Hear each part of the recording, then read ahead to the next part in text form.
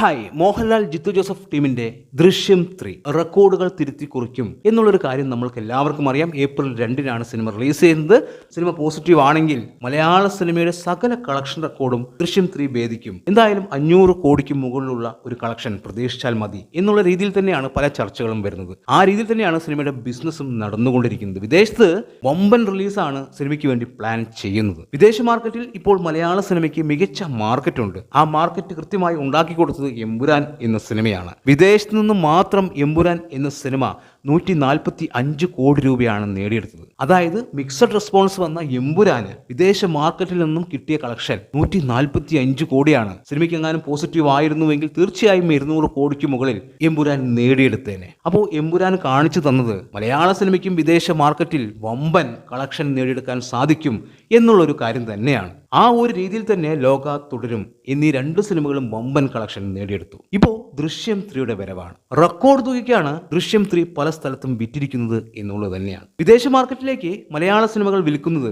2 കോടി 3 കോടി 5 കോടി, വമ്പൻ സിനിമകളാണെങ്കിൽ 7-8 കോടി വരെ ലഭിക്കും. ഇതുവരെ വിദേശത്തേക്ക് 5 മലയാള സിനിമകൾ മാത്രമാണ് 10 കോടിക്ക് മുകളിൽ വിറ്റുപോയിരിക്കുന്നത്. അതിൽ തന്നെ എമ്പുരാൻ എന്ന സിനിമയാണ് വലിയ തുകയ്ക്ക് വിറ്റിരിക്കുന്നത്. ഇപ്പോൾ ദൃശ്യം 3 നോർത്ത് അമേരിക്കയിൽ മാത്രം 10 കോടിക്കാണ് വിറ്റിരിക്കുന്നത് എന്നുള്ളതാണ്. അതായത് നോർത്ത് അമേരിക്കയിൽ മാത്രം ദൃശ്യം 3 വിറ്റിരിക്കുന്നത് 10 കോടിക്കാണ് എന്നുള്ളത് ഞെട്ടിപ്പിക്കുന്ന ഒരു കാര്യമാണ്. അപ്പോൾ ദൃശ്യം 3യുടെ വിദേശ റൈറ്റ്സ് എത്രയായിരിക്കും ഒന്ന് ചിന്തിച്ചു നോക്കൂ. നോർത്ത് അമേരിക്കയിൽ മാത്രം 10 കോടിക്ക് വിറ്റ ദൃശ്യം 3 വിദേശ മാർക്കറ്റ് മൊത്തം എടുക്കുമ്പോൾ എത്ര രൂപയ്ക്കായിരിക്കും വിറ്റിരിക്കുക? തീർച്ചയായും ഞെട്ടിപ്പിക്കുന്ന ഒരു തുകയായിരിക്കും. എമ്പുരാനേക്കാളും ഒരുപാട് മുകളിലാണ് ദൃശ്യം 3യുടെ വിദേശ റൈറ്റ്സ് വിറ്റ് പോയിരിക്കുന്നത് എന്നുള്ളത് തന്നെയാണ് നമ്മൾക്ക് അറിയാൻ സാധിച്ചിരിക്കുന്നത്. വിദേശത്ത് വമ്പൻ റിലീസാണ് പ്ലാൻ ചെയ്യുന്നത്. അതുപോലെ തന്നെ റെസ്റ്റ് ഓഫ് ഇന്ത്യയിൽ ഞെട്ടിപ്പിക്കുന്ന ഒരു റിലീസ് ഉണ്ടാവും എന്നുള്ളത് ഉറപ്പായിട്ടുള്ള കാര്യമാണ്. കേരളത്തിലെ 90% തിയേറ്ററുകളിലും ദൃശ്യം 3 ഉണ്ടാവും എന്നുള്ളത് തന്നെയാണ് ഇപ്പോൾ കിട്ടുന്ന വിവരം.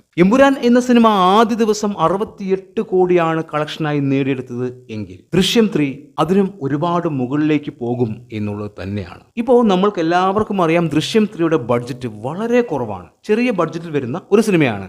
പക്ഷേ ആ സിനിമയ്ക്ക് വലിയ ഹൈപ്പാണുള്ളത്.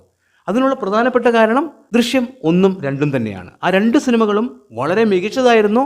നമുക്ക് പൂർണ്ണ സംതൃപ്തി നൽകിയ സിനിമകൾ തന്നെയായിരുന്നു. അതുകൊണ്ട് തന്നെയാണ് ദൃശ്യം 3ക്ക് ഇത്രയും ഒരു ഹൈപ്പ് കിട്ടാനുള്ള പ്രധാനപ്പെട്ട കാരണം. ദൃശ്യം 3യേക്കാളും എത്രയോ വലിയ സിനിമകളാണ് ഈ പറയുന്ന ആട് 3യും പാട്രിയറ്റ് എന്നീ സിനിമകളെല്ലാം. പക്ഷേ ഈ സിനിമകൾക്കൊന്നും ദൃശ്യം 3യുടെ ബിസിനസിന്റെ അടുത്ത് പോലും എത്താൻ സാധിക്കുന്നില്ല എന്ന് പറയുമ്പോൾ ദൃശ്യം 3യുടെ വലുപ്പം തീർച്ചയായും നമുക്ക് മനസ്സിലാക്കാൻ പറ്റും. എന്തായാലും ഏപ്രിൽ 2-ന് മലയാള സിനിമയുടെ തലവര മാറുകയാണ്. സിനിമ പോസിറ്റീവ് ആണെങ്കിൽ മലയാള സിനിമയ്ക്ക് ചിന്തിക്കാൻ പോലും പറ്റാത്ത രീതിയിലുള്ള, അല്ലെങ്കിൽ മറ്റു ഭാഷക്കാരെ ഞെട്ടിപ്പിക്കുന്ന തരത്തിലുള്ള ഒരു കളക്ഷൻ മലയാളത്തിലേക്ക് ദൃശ്യം കൊണ്ടുവരും എന്നുള്ളത് തന്നെയാണ്. എന്തായാലും ഒരു കാര്യം കൂടി പറയാം. പോസിറ്റീവ് ആണെങ്കിൽ ഇപ്പോൾ ഇൻഡസ്ട്രി ഹിറ്റായിട്ടുള്ള ലോകയുടെ കളക്ഷന്റെ ഡബിൾ അത് ഈ പറയുന്ന ദൃശ്യം 3 നേടിയെടുക്കും എന്നുള്ളത് തന്നെയാണ്. എല്ലാവരും വലിയ പ്രതീക്ഷയിലാണ്. എന്തായാലും ദൃശ്യം 3 ഏപ്രിൽ 2-ന് തിയേറ്ററുകളിൽ എത്തട്ടെ, വമ്പൻ കളക്ഷൻ നേടിയെടുക്കട്ടെ, മലയാള സിനിമ ഉയരങ്ങളിലേക്ക് എത്തട്ടെ.